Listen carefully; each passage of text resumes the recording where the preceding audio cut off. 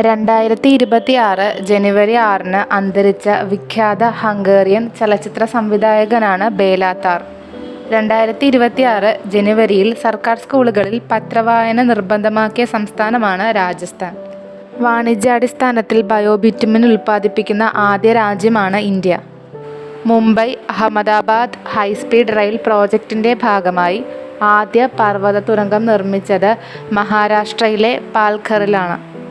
ഐക്യരാഷ്ട്രസഭയുടെ കീഴിലെ 31 ഏജൻസികൾ ഉൾപ്പെടെ 66 അന്താരാഷ്ട്ര സംഘടനകളിൽ നിന്ന് പിന്മാറാൻ തീരുമാനിച്ച രാജ്യമാണ് അമേരിക്ക.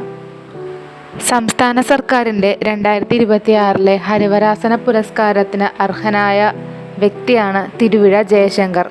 നാദസ്വര വിദ്വാനാണ് ഇദ്ദേഹം.